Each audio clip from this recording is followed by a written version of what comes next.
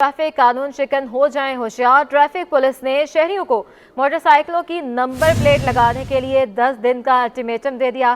Police के मुताबिक 22 जनवरी के बाद खिलाफ वर्जी पर मोटरसाइकिल जब्त कर ली जाएगी। मजीद बात करेंगे, अनुषा जाफरी हमारे साथ मौजूद हैं। अनुषा, अपडेट कीजिएगा। जी बिल्कुल, देखिए ट्रैफिक पुलिस ने 10 दिन का अल्टीमेटम दे दिया है शहरियों को। जिनकी मोटरसाइकिल के आगे और पीछे दोनों साइड नंबर प्लेट नहीं लगी होगी, उसकी मोटरसाइकिल जो है वो बंद कर दी जाएगी और 22 तारीख से बाकायदा बंद करने का आगाज़ कर दिया जाएगा मोटरसाइकिलों को, और तभी वापस दी जाएगी जब वो दोनों तरफ नंबर प्लेट लगी हुई होगी। सब इंस्पेक्टर हमारे साथ मौजूद हैं। ये बताइएगा कि जिस तरह 22 तारीख को आप लोग क्रैकडाउन करने जा रहे हैं कि 22 तारीख के बाद मोटरसाइकिल बंद कर दी जाएगी, तो हम देख रहे हैं कई मोटरसाइकिलें ऐसी हैं जो बगैर नंबर प्लेट के चल रही हैं, जिनके आगे तो दूर की बात पीछे भी नहीं होती। तो क्या कार्रवाई शुरू करने जा रहे हैं फिर आप लोग इस पर? बिल्कुल, हम कार्रवाई करनी शुरू जा रहे हैं। उससे पहले नंबर प्लेटों की कार्रवाई पहले भी हो रही है, जिनकी आगे पीछे नहीं है, गाड़ियों को हम बाउंड कर रहे हैं। लेकिन अब जो डेट दी गई है 12 से 22 तक, उसके अंदर हम सब आवाम को आगाह करना चाहते हैं कि वो नंबर प्लेटें आगे पीछे लगाएं, ताकि कानूनी कार्रवाई से बच सकें, गाड़ी बंद होने से बचा सकें। चालान कितना होता है नंबर प्लेट ना होने का? 500 रुपये का चालान है नंबर प्लेट का। हाँ जी।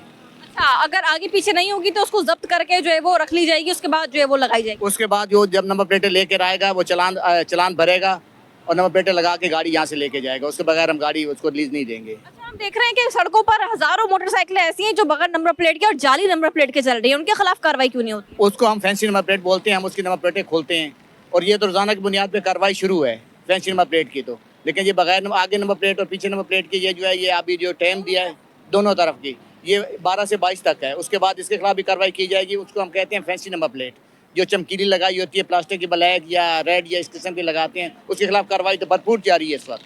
ठीक है, और जिनके आगे पीछे नहीं होंगी उनको जब्त कर लिया जाएगा? उनकी गाड़ी को जब्त किया जाएगा जब वो नंबर प्लेटें लेके आएंगे और चालान भरेंगे और फिर उनको गाड़ी रिलीज की जाएगी। जी बिल्कुल, हमारे साथ सब इंस्पेक्टर मौजूद है ट्रैफिक पुलिस के। उनका भी कहना है कि 22 तारीख तक जो है वो डेट दी गई है, और जो 22 तारीख तक जो है वो आगे पीछे दोनों साइड नहीं लगाएगा, उसकी मोटरसाइकिल जो है वो जब्त कर ली जाएगी। और लेकिन उस दौरान जो है वो 10 दिन के दौरान जो इन पर चालान होगा और मोटरसाइकिल तभी सपोर्ट की जाएगी, वापस की जाएगी जब जो है वो दोनों जानिब को लगा दिया जाएगा। जी ठीक है, हमें अपडेट कर दी। हमारे साथ इस मामले पर बात करने के लिए हमारे नुमाइंदे मिराज अख्तर भी मौजूद हैं। मिराज, बताइएगा क्या तफसीलात हैं, और 12 से 22 तक जो है नंबर प्लेट अगर नहीं लगी होगी गाड़ियों पे और मोटर बाइक्स पे तो उनको जब्त कर लिया जाएगा, तो क्या तफसीलात हैं?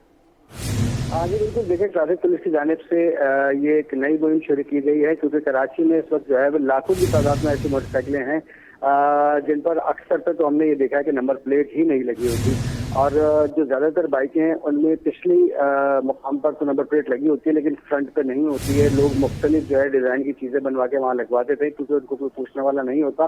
तो इस पर बहुत अच्छा फैसला किया गया ट्रैफिक पुलिस की जानिब से, और इस मुहिम के दौरान इस कराची शहर में जो है मुख्तलिफ जगहों पर नाके लगाकर जो है ट्रैफिक पुलिस काम करेगी, और ट्रैफिक पुलिस वाले जो है वो उन मोटरसाइकिल सवारों को रोकेंगे, उनकी नंबर प्लेट के बारे में उनसे पूछेंगे। उनको अल्टीमेटम इसलिए दिया गया है कि अभी उनके पास कुछ वक्त है, वो जो है नंबर प्लेट जो है वो जो उन्होंने घरों पे रखी हुई हैं वो उनको बाकायदा बाइक पर जो है वाजे करके लगाएं, ताकि ये चीज़ क्लियर हो सके कि उसका नंबर क्या है और सामने आ सके।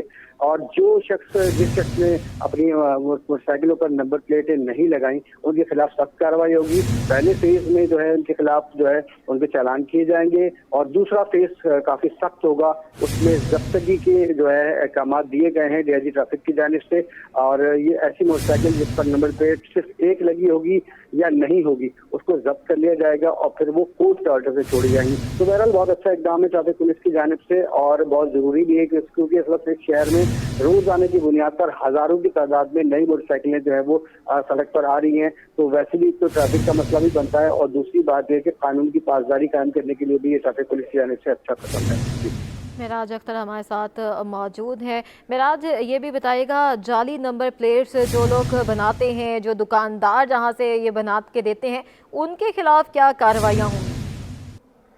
देखिए, ये बड़ी दिलचस्प बात है कि ट्रैफिक पुलिस की जानिब से इस तरह की जो अहकामात और इस तरह की कई मुहिमात जो है वो चली हैं शहर के अंदर, लेकिन जो इससे रिलेटेड लोग हैं उनके खिलाफ कार्रवाई का इनके पास तैयार नहीं है, क्योंकि जो लोग नंबर प्लेटें बनाते हैं वो उनको हम ये नहीं कह सकते कि वो जाली नंबर प्लेटें बनाते हैं। उनका काम मेकिंग का है और वो नंबर प्लेटें बनाकर तैयार करके देते हैं, और वो शहरी जब उनके पास जाते हैं कि हमें इस डिजाइन की चाहिए तो वो उसको तैयार करके देते हैं। तो हुकूमत को और ट्रैफिक पुलिस को ये भी चाहिए कि वो सिटी गवर्नमेंट को, डिस्ट्रिक्ट गवर्नमेंट को और डीसीज को ये लेटर लिखे इस बारे में कि जितने भी शहर के मुख्तलिफ इलाकों में ऐसे दुकानदार बैठे हुए हैं जो कि नंबर प्लेट बनाने का काम करते हैं और नंबर प्लेट इम्पोर्ट भी करके देते हैं, उन पर डिजाइनिंग करके देते हैं, उनको इस चीज का पाबंद बनाया जाए कि वो नंबर प्लेटें, फैंसी नंबर प्लेटें बनाकर ना दें, और इससे जाहिर सी बात है कानून शिकनी हो रही है। तो इसके लिए ट्रैफिक पुलिस को और जो डिस्ट्रिक्ट की पुलिस है उसको, और ठीक है, मिराज अख्तर हमें तफसीलन अपडेट कर रहे थे, बहुत शुक्रिया। दूसरी जानिब बैरून मुल्क से कराची पहुंचने वाले 3 मजीद मुसाफिरों का रैपिड एजेंट टेस्ट मुस्बत आ गया है। 21 साल नसीराबाद कमर शहदाद कोट का रिहायशी जद्दा से कराची पहुंचा था। मुतासरा मुसाफिरों का कोविड-19 की मुमकिन अलामात के पेश नज़र टेस्ट किया गया था। मजीद बात करेंगे राबेल, अपडेट कीजिएगा। जी बिल्कुल, देखिए बैरून मुल्क से कराची पहुंचने वाले 3 मजीद मुसाफिरों का जो है रैपिड एंटीजन टेस्ट मुस्बत आ गया है। 21 साल नसीराबाद कमर शहदाद कोट का रिहायशी जद्दा से जो है वो कराची पहुंचा था। दूसरा मरीज 22 साल शख्स शुमाली वजीरिस्तान का जो है वो रिहायशी अबूधाबी से कराची पहुंचा था। मेहमान एजेंसी का रिहायशी 22 साल। तीसरा मुसाफिर जो है वो जद्दा से कराची पहुंचा था। मुतासरा मुसाफिरों को कोविड-19 की मुमकिन अलामात के पेश नजर जो है वो टेस्ट किया गया था। कराची में भी JN1 वेरिएंट के 5 केसेस जो है वो सामने आ गए हैं। 5 केस के नताइज कराची के निजी अस्पताल आगा खान की रिपोर्टिंग ने जारी किए हैं। अब तक मकामी सतह पर JN1 के 5 जबकि 2 केसेस जो है वो बैरून मुल्क से आए हैं। JN1 वेरिएंट से मुताल्लिका महकमा सेहत ने जो है वो अलर्ट भी जारी कर रखा है। जिनकी तमाम DHO, CHQs और अस्पतालों में इलाज की जांच की जा चुकी है, जबकि आवाम से अपील है कि कोविड के मुमकिन फैलाव से बचाव के लिए एहतियाती तदाबीर अख्तियार की जाए। जी ठीक है, बहुत शुक्रिया राबेल। 237 अख्तर कॉलोनी के रहायशी गैस की अदम फराहमी से परेशान हैं। कहते हैं 6 माह से गैस का मसला बरकरार है, जब तक मसाइल हल नहीं होंगे वोट नहीं देंगे। मजीद बताएंगी सबा परवेज। मैं इस वक्त मौजूद हूँ हल्का 237 के इलाके अख्तर कॉलोनी में, जहाँ पर रिहायशी जो हैं वो अब यहाँ पर मिसाइल का अंबार बन चुका है। ये इलाका जहाँ पर गैस की अदम फराहमी से शहरी शदीद मुश्किलात का सामना कर रहे हैं। इलेक्शंस आने वाले हैं, देखते हैं, इनसे जानते हैं कि क्या लगता है कि मसाइल हल होंगे। मुझे बताएं कि जो गैस की अदम फराहमी का सिलसिला है ये कब से चल रहा है और किस तरह से गुजारा कर रही है? ये तो बेटा साल से चल रहा है। गरीब बंदा तो पिस रहा है, वो खुदकशी करने पे मजबूर है। बच्चे पाले या बिल भरे, गैस आती नहीं है तो बिल इतने आते हैं, 700-800 रुपया हमारा बिल आ जाता है। खाली क्या है, एक हंडी बनेंगी, एक चाय बनेंगी, रोटी हम तंदूर से लगवाते हैं तो फिर भी हमारा बिल नहीं आता। अभी आप चेक कर लें। मुझे बताएं कि गैस का जो मसला है किस तरह से गुजारा करती हैं? बस यही गुजारा करते हैं, क्या करें। अभी ये कभी लकड़ी जलाते, कभी गैस पे रोटी बनाते, बस यही हालत है। अच्छा, इलेक्शंस आ रहे हैं, अब क्या लगता है कि कौन आपके मसाइल हल करेगा, किसको वोट करेंगे? आप देखो किसको देते हैं किसको नहीं। जब हमारे मसले हल होंगे फिर ही देंगे ना, वैसे थोड़ी देंगे। मसले हल होंगे तो ही वोट देंगे। मुझे बताएं कि किसको वोट देंगे आप इलेक्शंस आने में? नहीं देंगे, हमारा कोई भी नहीं है, अल्लाह है, अल्लाह के सिवा कोई नहीं है। दाल रोटी खुद कमा के खानी है। जी बिल्कुल, किसी को वोट नहीं देंगे। इलेक्शंस जो हैं वो आते हैं लेकिन कोई मसाइल का हल नहीं करता। हर कोई जो है वो वोट लेने आ जाते हैं। इसके साथ साथ जो है वो शहरियों का यही कहना है कि कई अरसे से यहाँ पर गैस की अदम फराहमी का सिलसिला जारी है। लकड़ियाँ जलाकर जो है वो ये घर का जो है वो खाना बनाते हैं। इसके साथ साथ जो है वो बच्चे होते हैं, इसके साथ साथ राशन डलवाना होता है, तो इतनी आमदनी नहीं है कि वो घर में जो है वो इस महंगाई के दौर में बाहर से खाना इस्तेमाल करें। जी, गैस की बिला तातुल फ्राहमी शहरियों के लिए ख्वाब बन गई। PS 108 गार्डन इलियास क्वार्टर्स में एलानिया और गैर एलानिया लोड शेडिंग ने मकीनों को परेशान कर दिया है। मजीद बताएंगे फरहान खान। शहर कायद में इलेक्शन की गहमा गहमी जो उरूज पे है, तो वहीं दूसरी तरफ शहरियों के मसाइल जो है वो वहीं के वहीं हैं। इस वक्त जो है वो मैं गार्डन इलियास क्वार्टर PS 108 का ये हल्का लगता है। यहाँ पे अगर मैं वोटर्स की तादाद के हवाले से बात करूँ तो 2.5 लाख से ज़्यादा वोटर्स की तादाद पर मुश्तमिल ये इलाका है, लेकिन इनके मसाइल जो है वो हल होने का नाम ही ले रहे हैं। गुज़िश्ता कई सालों से यहाँ पर जो है वो गैस का शदीद बहरान है, जिसके बाइस जो है वो यहाँ पर मकीन जो है वो शदीद परेशानी है। इस वक्त जो है मैं एक घर में ही मौजूद हूँ, हमारे साथ जो है वो इलाका मकीन भी मौजूद है। सर मुझे बताइएगा गैस का यहाँ पर कितना बहरान परेशान है और कितनी लोड शेडिंग होती है गैस की? सर यहाँ जो है ना 24 घंटे के अंदर सुबह के टाइम थोड़ी बहुत गैस आती है, उसके बाद वक्फे वक्फे से 15 मिनट 20 मिनट आती है, उसके बाद बंद हो जाती है। अभी मैं आपको चूल्हा भी जला के दिखा देता हूँ। ये देखें, ये फुल प्रेशर का, आधा प्रेशर भी नहीं है, बंद पड़ेगी गैस। ये चूल्हा ऑन है, जिसकी वजह से परेशानी के सामने ये सिलेंडर हम लोग यूज़ करते हैं। 270 रुपये किलो गैस है।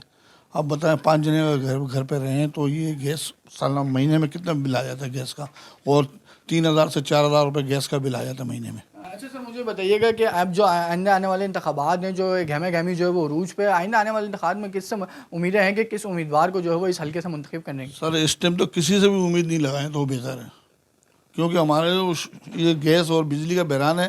16-16 घंटे लाइट जाती है। अब बताएं 16-16 घंटे लाइट जाती है और बिजली का बिल देखें 7 से 8 हज़ार रुपये आता है। जी बिल्कुल, इस वक्त जो है वो हमारे साथ मकीन भी मौजूद थे। उनकी आपने बात सुनी, उनका यही कहना है कि गुज़िश्ता सालों से जो है वो यही हाल है, बुनियादी सहूलियात का फुकदान है, लोड शेडिंग और दूसरी उसी के साथ साथ जो है वो गैस का बहरान जो है वो शिद्दत इख्तियार करता चला है। दिन में जो है वो 10-10 घंटे तक तो लोड शेडिंग रहती है गैस की, जिसके बाद जो है वो मकीन जो है वो शदीद परेशान है। जबकि आइंदा आने वाले इंतखाबात में जो है वो नाउमीदी का भी इज़हार करते हैं कि किसी से कोई उम्मीद नहीं है, अपने मसाइल हल के लिए किसी को भी तलब नहीं करेंगे। जी, शहर कायद के दीगर हलकों की तरह NA 240 में भी सड़कें टूट फूट का शिकार हो गई हैं। गार्डन के इलाके में खस्ता हाल सड़कों, सीवरेज के नाकद निज़ाम से शहरी और ताजर दोनों ही परेशान हैं। इलाका मकीन कहते हैं सड़कों में गड्ढों से हादसात होना आम बात है। मज़ीद जानते हैं राबिला अशरफ से। जी बताइए। जी बिल्कुल, देखिए इलेक्शंस जो है वो सर पर हैं, इलेक्शन की गहमा गहमी जो है वो रूज पर है, मगर मसाइल जो है आवाम के वो हल होने का नाम नहीं ले रहे। इस वक्त भी हम आपको रिपोर्ट कर रहे हैं, गार्डन से हल्का 240 लगता है और कुल वोटर्स की जो तादाद है वो 4,15,521 है, मगर मसाइल जो है आवाम को यूं ही दरपेश हैं। हमारे साथ इलाका मकीन भी मौजूद है, इनसे थोड़ी सी तफसीलात ले लेते हैं। मुझे बताइएगा भाई, ये इलाका कारोबारी हजरात भी होते हैं, शॉप्स भी हैं यहाँ पर, किन मसाइल का आप लोगों को सामना है? यहाँ पर गुज़िश्ता इलेक्शंस हुए हैं, कुछ फ़ायदा हुआ था? कोई फ़ायदा नहीं हुआ। इलेक्शन से पहले बड़े बड़े कहें कि हम रोड को बना देंगे, आपकी लाइट नहीं जाएगी, आपकी गैस नहीं जाएगी, घरों में गैस नहीं है, पानी नहीं है, बिजली नहीं है, ये सेवरेज का है। सारे लोग यहाँ से, कल भी एक लेडी स्लिप हुई है, गिरी है। अगर CM हाउस की तरफ जाओ गुजारिश करने के लिए तो वहाँ जाने ही कोई नहीं देता है, बहुत मुश्किल हो जाएगी। जी बिल्कुल, जैसा कि आपने सुना, हमारे साथ इलाका मकीन मौजूद है, उनका यही कहना है कि मसाइल जो है वो हल नहीं हुए। गुज़िश्ता इलेक्शंस में भी लोग वोट लेने तो बर वक्त आ जाते हैं, मगर मसाइल जो है वो जूं के तूं हैं। साथ ही साथ उनका यही कहना था कि काफ़ी अर्सा हो गया है ये पानी इसी तरह जमा है, लोगों को शदीद मुश्किलात का सामना करना पड़ता है, बूढ़ी ख़वातीन भी जो है वो यहाँ पर गिर चुकी है, लेकिन मसाइल जो है वो हल नहीं हो रहे। साथ ही साथ आइंदा इंतखाबात से भी लोगों के जो है वो नाउम्मीद ज़ाहिर हो रही है। जी, हल्का NA 240 का PS 108 मसाइल से भरा पड़ा है। सदर टाउन के ज़ेरे इंतज़ाम चलने वाली बादशाही रोड डिस्पेंसरी से अद्वियात गायब हैं। मज़ीद बताएंगे जुनैद जावेद। इस वक्त मैं मौजूद हूँ हल्का NA 240 में। PS 108 लगता है। वैसे तो अगर PS 108 की बात की जाए तो इसमें रामस्वामी गार्डन, रणछोड़ लाइन और दीगर जो उस्मानाबाद के इलाके हैं वो शामिल हैं, लेकिन यहाँ पर इस वक्त जो है बल्दियाती सहूलियात बिल्कुल भी मुहैया लोगों को नहीं की जा रही। जिस मुकाम पर इस वक्त मैं मौजूद हूँ ये धोबी घाट का मुकाम कहलाता है और ये धोबी घाट की वाहिद सरकारी डिस्पेंसरी है जो कि DMC साउथ यानी सदर टाउन के ज़ेरे एहतमाम जो है वो चलती है। ये डिस्पेंसरी जो है ये बादशाही रोड के ऊपर वाक़ है। अगर आप हालत देखें, मेरे कैमरामैन गुलफाम शेख दिखाएंगे कि यहाँ पर आपको गटर बहते हुए भी दिखाई दे रहे होंगे, गंदगी का ढेर नज़र आ रहा होगा, कचरा पड़ा हुआ है, स्वीपर का कोई इंतज़ाम नहीं है, जबकि पानी की खाली बोतलें भी जो है लाकर यहाँ पर लोगों ने फेंक रखी हैं जिसका कोई सद्देबाब यहाँ नज़र नहीं आ रहा। यहाँ के इलाके की जो आवाम है वो ये शिकवा कर रही है, जब भी हम डिस्पेंसरी पर आते हैं तो इस डिस्पेंसरी पर ना हमें अद्वियात मिलती है, ना डॉक्टर मिलता है और ना ही यहाँ पर कोई मुनासिब स्टाफ बैठा होता है जिससे हम कोई